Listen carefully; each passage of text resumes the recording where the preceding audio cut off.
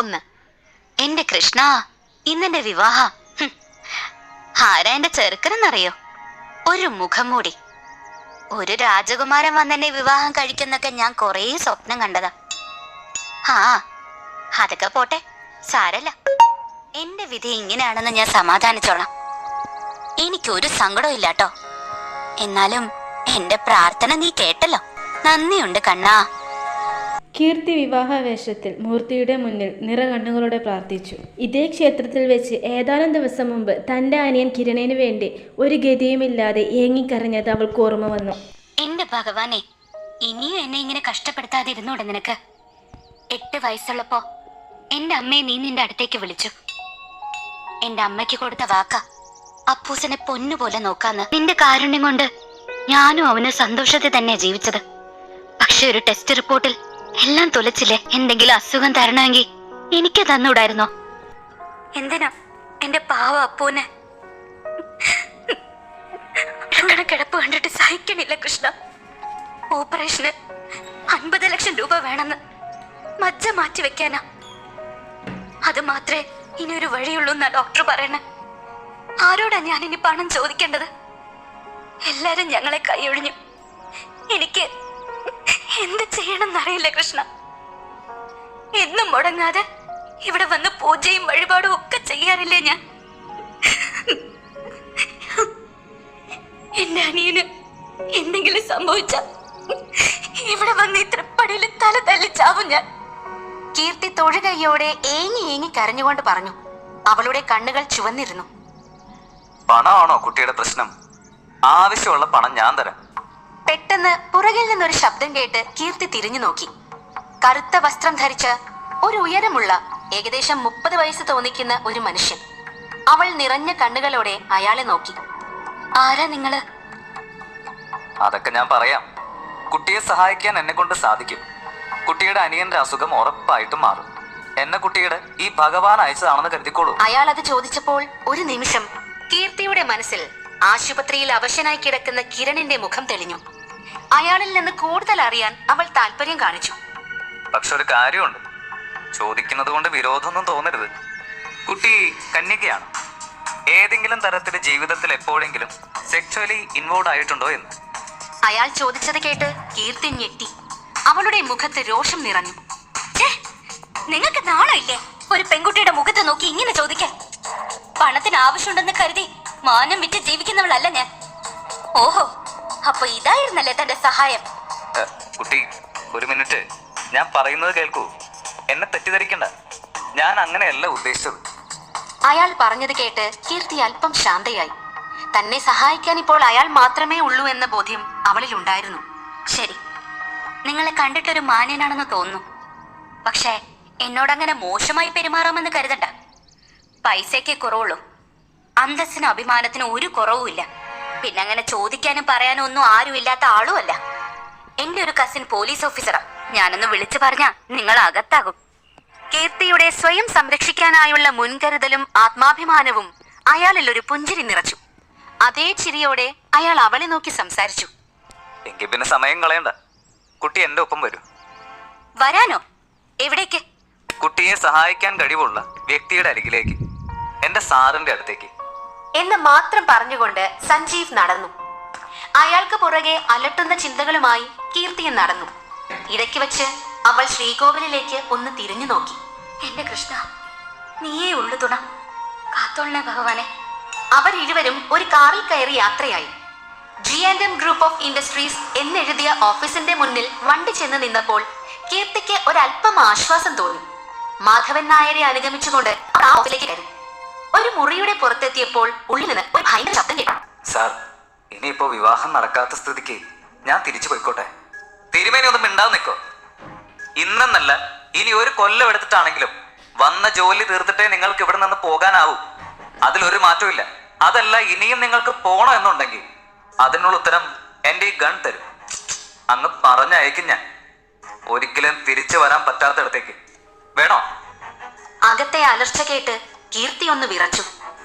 അതേസമയം അവളുടെ കൂടെ ഉണ്ടായിരുന്ന സഞ്ജീവ് അവളോട് പുറത്ത് കാത്തു നിൽക്കാൻ ആവശ്യപ്പെട്ട ശേഷം ആ മുറിക്കുള്ളിൽ കയറി വാതിലടച്ചു. കീർത്തിയാകട്ടെ വാതിലിൽ ചെവി വെച്ചുകൊണ്ട് അവരുടെ സംസാരം കേൾക്കാൻ തുടങ്ങി. സർ, ഞാനൊരു പെൺകുട്ടിയെ കൊണ്ടുവന്നിട്ടുണ്ട്. അവൾക്ക് കുറച്ച് പണോ? അതിന് ഞാനെന്ത് വേണം? സഞ്ജു, തനിക്കിത് എന്ത് പറ്റി? എല്ലാവർക്കും പണം കൊടുക്കാൻ ഇതെന്ത് ചാരിറ്റിക്കുള്ള സ്ഥലമാണോ? അല്ല, പോയ കാര്യം എന്തായി? മറ്റവളെ കിട്ടിയോ? എന്നെ കബളിപ്പിച്ച് കടന്നിട്ട് അവൾ എങ്ങനെ സമാധാനമായി ജീവിക്കുമെന്ന് എനിക്കൊന്ന് കാണണം. എന്നെ കൊണ്ട് ഈ വിഡ്ഢിവേഷം കെട്ടിച്ച് കല്യാണ മണ്ഡപം വരെ എത്തിച്ച അവളെ നരകിപ്പിക്കും ഞാൻ. ഉറപ്പായും അവളെ കണ്ടെത്തിയതാ ഈ മുൻപിൽ കൊണ്ടുവന്ന് തന്നിരിക്കും. അതിനുള്ള എല്ലാ ഏർപ്പാടും ചെയ്തിട്ടുണ്ട്. പക്ഷേ ഇപ്പോൾ എൻ്റെ കൂടെ വന്നിട്ടുള്ള കുട്ടിക്ക് നമ്മളെ സഹായിക്കാൻ കഴിയും. അവൾക്ക് പണത്തിന്റെ ആവശ്യമുണ്ട്.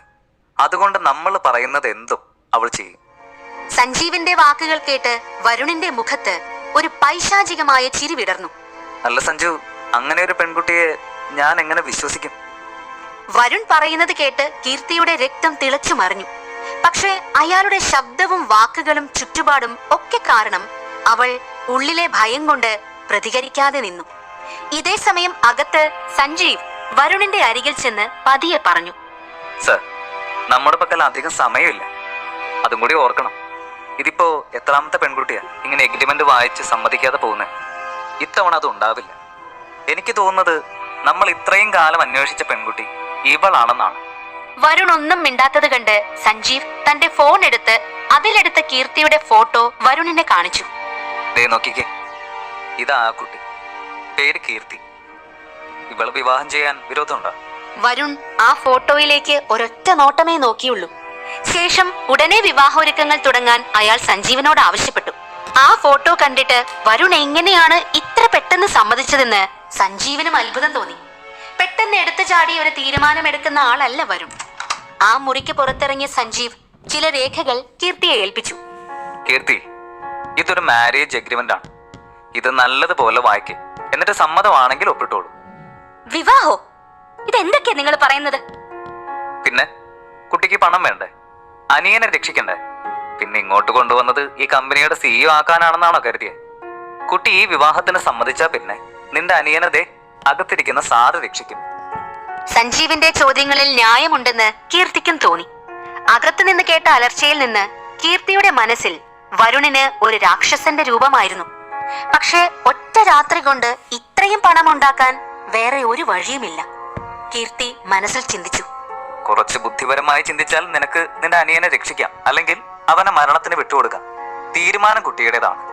സഞ്ജീവ് കിരണിനെ കുറിച്ച് പരാമർശിച്ചതും കീർത്തി കയ്യിലിരുന്ന എഗ്രിമെന്റ് നോക്കി. ഇനി വേറെ ഒന്നും ചെയ്യാനില്ല എന്ന തീരുമാനത്തിൽ അത് വായിക്കാതെ തന്നെ അവൾ വേഗത്തിൽ ഒപ്പിട്ടു. ഇത് കണ്ട സഞ്ജീവ് ഞെട്ടി. ഇതെന്ത് മണ്ടത്തരായി കാണിച്ച്? എഗ്രിമെന്റ് വായിക്കാതെ ഇത്ര തിടുക്കത്തിൽ ഒപ്പിടണ്ടായിരുന്നു. പിന്നീട് മാറ്റി ചിന്തിച്ചിട്ട് കാര്യമില്ല. സാരല്ല സർ, ഇനി എന്ത് വന്നാലും നേരിടാൻ ഞാൻ തയ്യാറാ. എനിക്ക് എന്റെ അനിയന്റെ ജീവനാ പ്രധാനം. അതിനർത്ഥം കീർത്തി ഇതിൽ പറഞ്ഞിരിക്കുന്ന നിബന്ധനകളെല്ലാം അംഗീകരിക്കാൻ തയ്യാറാണ് എന്നല്ലേ? അതെ, ഞാൻ തയ്യാറാ. പക്ഷെ ഒരു കാര്യം, ആദ്യം എന്റെ അനിയന്റെ സർജറി നടത്തണം, പിന്നെ വിവാഹം. സമ്മതം. പക്ഷെ കാര്യം കഴിഞ്ഞിട്ട് നിങ്ങൾ പിന്മാറിയാൽ, എന്റെ സാറിനെ ചതിക്കാൻ ശ്രമിച്ചാൽ, പിന്നെ നിങ്ങളുടെ അവസ്ഥ നരക തുല്യാവും. കീർത്തിയുടെ നിബന്ധനയ്ക്ക് മറുപടി എന്നോണം സഞ്ജീവ് താക്കീത് നൽകി. ശേഷം കീർത്തി സഞ്ജീവിനൊപ്പം കാറിൽ ആശുപത്രിയിലേക്ക് യാത്രയായി. അവളുടെ അനിയൻ കിടക്കുന്ന ആശുപത്രിയിലേക്ക് കാർ മറ്റൊരു റൂട്ടിൽ പോകുന്നത് കണ്ട് അവൾ പരിഭ്രാന്തയായി. സർ, സിറ്റി ഹോസ്പിറ്റൽ ആ വശത്തായിരുന്നു. നമ്മളിത് എങ്ങോട്ടാ പോകുന്നത്? മാഡം, ഇപ്പോ നിങ്ങൾ വരുൺ വർമ്മയുടെ ഭാവി ഭാര്യയാണ്. നിങ്ങളുടെ അനിയനെ ഒരു സാധാരണ ആശുപത്രിയിലല്ല ചികിത്സിക്കുന്നത്. നമ്മൾ പോകുന്നത് VVKK സൂപ്പർ സ്പെഷ്യാലിറ്റി ഹോസ്പിറ്റലിലേക്കാണ്. പിന്നെ ഒരു കാര്യം, ഇനി എന്നെ സാറേ എന്ന് വിളിക്കരുത്. വരുൺ സാർ വിളിക്കുന്നത് പോലെ സഞ്ജു എന്ന് വിളിച്ചോളൂ. 2 ദിവസത്തിനുള്ളിൽ കിരണിന്റെ സർജറി കഴിഞ്ഞു. അവൻ അപകടനില തരണം ചെയ്തെന്ന വിവരം കേട്ട് കീർത്തി സന്തോഷത്തിൽ തുള്ളിച്ചാടി. പിറ്റേന്ന് തന്നെ സഞ്ജീവ് സകല സന്നാഹങ്ങളോടും കൂടി വിവാഹത്തിനായി അവളെ കൂട്ടിക്കൊണ്ടുപോകാൻ അവിടെ എത്തി. കീർത്തി ICU ഗ്ലാസിലൂടെ കിരണിനെ നോക്കി. എന്നിട്ട് വിവാഹ വസ്ത്രം ധരിച്ച് അയാൾക്കൊപ്പം ക്ഷേത്രത്തിലേക്ക് യാത്രയായി.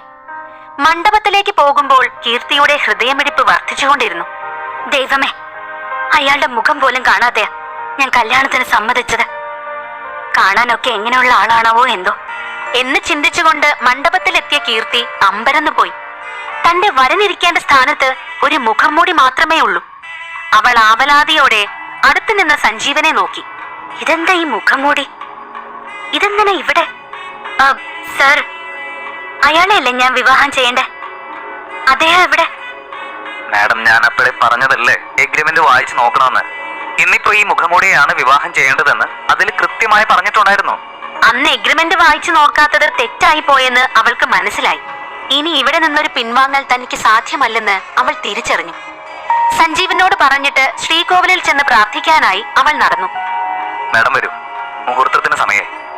സഞ്ജീവ് വന്ന് വിളിച്ചപ്പോഴാണ് കീർത്തി ഓർമ്മകളിൽ നിന്ന് ഉണർന്നത്. അവൾ ഒന്നും മിണ്ടാതെ അയാൾക്കൊപ്പം നടന്നു.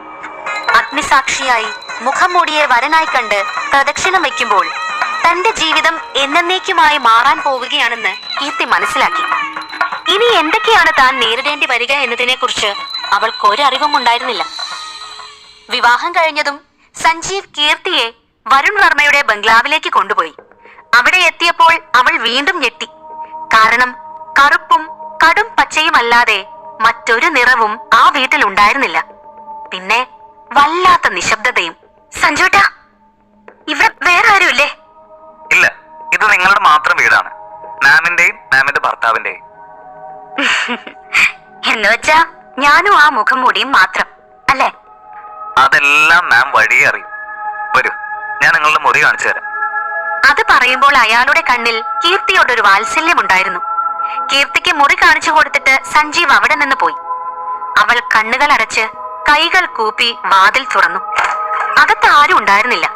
പിന്നെ ആ മുറിക്കും വീടിന്റെ മറ്റു ഭാഗങ്ങളെ പോലെ കറുപ്പ് നിറം മാത്രം. മുറി പോലും കറുത്ത റോസാപ്പൂക്കൾ കൊണ്ട് അലങ്കരിച്ചിരുന്നു. എന്നാൽ കീർത്തിയെ ഞെട്ടിക്കുന്ന ഒരു കാഴ്ച ആ മുറിയിലെ ഭിത്തിയിലുണ്ടായിരുന്നു. അവളുടെ തന്നെ ചെറുപ്പം മുതലേ ഉള്ള എല്ലാ ഫോട്ടോസും അതൊക്കെയെടുത്ത് തീയതിയും എഴുതിയ ഒരു ഫോട്ടോ വാൾ. കീർത്തിക്ക് അത് കണ്ട് സന്തോഷിക്കണോ ഭയപ്പെടണോ എന്ന അവസ്ഥയായി. ഒരു 100 സംശയങ്ങൾ അവളുടെ ഉള്ളിൽ നിറഞ്ഞു. ശരീരമാകെ തളരുന്നത് പോലെ തോന്നി. ഒരു നിമിഷം അവിടെയുള്ള കട്ടിലിലേക്ക് അവൾ ഇരുന്നു. അപ്പോഴാണ് കട്ടിലിൽ വെച്ചിരിക്കുന്ന അവൾ ഒപ്പിട്ട എഗ്രിമെന്റും അതിനോട് ചേർന്ന് ഒരു ബ്ലൈൻഡ് ഫോൾഡും കീർത്തി കണ്ടത്. ആ എഗ്രിമെന്റ് കണ്ടപാടെ അവൾ തിടുക്കത്തിൽ അതെടുത്ത് വായിക്കാൻ ഒരുങ്ങി. അവൾ ഉറക്കെയാണ് അത് വായിച്ചത്. ഭർത്താവ് പറയുന്നതെല്ലാം അനുസരിക്കും എന്നതാണ് ആദ്യത്തെ നിബന്ധന. ഭർത്താവിന്റെ മുഖം ഒരിക്കലും കാണാൻ കഴിയില്ല എന്നതാണ് രണ്ടാമത്തെ നിബന്ധന. യോ, ഇതെന്തൊക്കെയാ? ഇതൊക്കെ എങ്ങനെ പ്രാക്ടിക്കൽ ആവുന്നെ? എന്റെ കൃഷ്ണ, ഞാൻ എടുത്തു ചാടിയത് അബദ്ധമായോ? എന്റെ തീരുമാനം തെറ്റായോ? അവൾ മനസ്സിരുത്തി ഒന്ന് പ്രാർത്ഥിച്ചു. എഗ്രിമെന്റിന്റെ ഒപ്പം ഒരു കുറിപ്പും ഉണ്ടായിരുന്നു. അതിൽ കീർത്തിയോട് അവിടെ ഇരിക്കുന്ന ബ്ലൈൻഡ് ഫോൾഡ് ഉപയോഗിച്ച് കണ്ണുകൾ മൂടിക്കെട്ടാൻ പറഞ്ഞിരുന്നു. കണ്ണ് കെട്ടുന്നതിനിടയിൽ അവൾ സ്വയം സംസാരിക്കാൻ തുടങ്ങി. ഇതൊരു വിവാഹമാണോ? ഒരു ത്രില്ലർ സിനിമയൊക്കെ പോലെ ഉണ്ട്. ആദ്യം ഒരു മുഖം മൂടി എന്നെ കല്യാണം കഴിക്കുന്നു. പിന്നെ ഇതാ ഇപ്പോ എന്നതാ കണ്ണൊക്കെ മൂടിക്കെട്ടി ഒരു ഗാന്ധാരിയാക്കുന്നു. ഇനി എന്റെ ഭർത്താവ് ധൃതരാഷ്ട്ര വല്ലതുമാണോ? പെട്ടെന്ന് വാതിൽ തുറക്കുന്ന ശബ്ദം കേട്ടു. അവളൊന്ന് പേടിച്ചു. അകത്തേക്ക് ആരോ വന്നു എന്നറിയാൻ കഴിഞ്ഞുവെങ്കിലും അയാൾ ഒന്നും മിണ്ടുന്നില്ല. പക്ഷേ അയാളുടെ കാലടി ശബ്ദം അവൾക്ക് കേൾക്കാൻ സാധിച്ചു. അയാൾ ഓരോ ചുവട് വയ്ക്കും തോറും അവളുടെ ഹൃദയമിടിപ്പ് കൂടിക്കൊണ്ടേയിരുന്നു. ആരാ അത്? വരുൺ വർമ്മ, നിന്റെ ഭർത്താവ്. ഭർത്താവോ? നിങ്ങളോ? ഞാനതിന് ഒരു മുഖം മൂടിയാണ് വിവാഹം ചെയ്തത്. അവളുടെ സ്വരത്തിൽ ഒരു പരിഭവം ഉണ്ടായിരുന്നു. പെട്ടെന്ന് കാലടി ശബ്ദം നിലച്ചു. താനിനി അതിരുവിട്ട് സംസാരിച്ചോ എന്ന് കീർത്തി ഭയപ്പെട്ടു. കുറച്ചു നേരം ഒരു ശബ്ദവും ഉണ്ടായില്ല. ഇതെന്താ ഒന്നും മിണ്ടാത്ത? ഞാൻ ഈ കണ്ണിലെ കെട്ടഴിച്ചോട്ടെ. ആകെ ഒരു ശ്വാസം മുട്ടല്. അരുത്, അങ്ങനെ ചിന്തിക്കുന്നത് പോലും നിനക്ക് ആപത്താണ്. ആ എഗ്രിമെന്റിലെ ഒരൊറ്റ നിബന്ധന പോലും നീ തെറ്റിക്കരുത്. എന്റെ മുഖം നീ ഒരിക്കലും കാണാൻ പാടില്ല. ഇനിതാ ഇതും കൂടെ കേട്ടോ. അതിൽ 2 എണ്ണമല്ലേ വായിച്ചോളൂ. ഇനി മൂന്നാമത്തേതും പ്രധാനപ്പെട്ടതുമായ നിബന്ധന എന്താണെന്ന് അറിയണ്ടേ? വരുണിന്റെ ഗാംഭീര്യമുള്ള ശബ്ദം കേട്ട് കീർത്തി നന്നേ പേടിച്ചിരുന്നു. അതേ പേടിയോടെ അവൾ മൂന്നാമത്തെ നിബന്ധന അറിയണമെന്ന് തലയാട്ടി. ഇന്ന് വരെ ഒരു പെൺകുട്ടിക്കും എന്നെ ആകർഷിക്കാൻ കഴിഞ്ഞിട്ടില്ല. നിനക്കതിന് സാധിക്കണം എന്നതാണ് മൂന്നാമത്തെ നിബന്ധന. നീ എന്നെ സെഡ്യൂസ് ചെയ്ത് നിന്നോട് അടുപ്പിക്കണം. എന്ത്? ഞാൻ നിങ്ങളെ സെഡ്യൂസ് ചെയ്യാനോ? എങ്ങനെ? കീർത്തി ഞെട്ടലോടെയാണ് ആ ചോദ്യം ചോദിച്ചത്.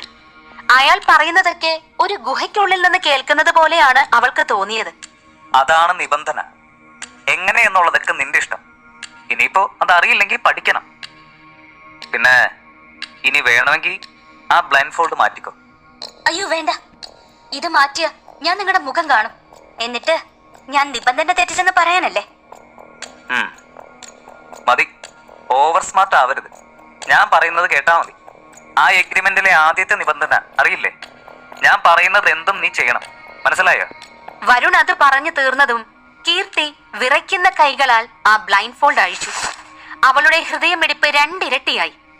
അവൾ മുന്നിലേക്ക് നോക്കിയപ്പോൾ നല്ല പൊക്കമുള്ള ഒരാൾ. എന്നാൽ അയാളുടെ മുഖം രാവിലെ കണ്ട മുഖം മൂടി കൊണ്ട് മറച്ചിരിക്കുകയാണ്. എന്തിനാണ് വരുൺ മുഖം മറച്ചത്? എഗ്രിമെന്റിലെ നിബന്ധനകൾ കീർത്തി എങ്ങനെ നിറവേറ്റും? കീർത്തിയുടെ പഴയ ഫോട്ടോസ് വരുണിന്റെ മുറിയിൽ എങ്ങനെ എത്തി? ഇനിയും എന്തൊക്കെ നിഗൂഢതകളാണ് ആ വീട്ടിൽ കീർത്തി നേരിടാൻ പോകുന്നത്? കീർത്തി എങ്ങനെ തരണം ചെയ്യും?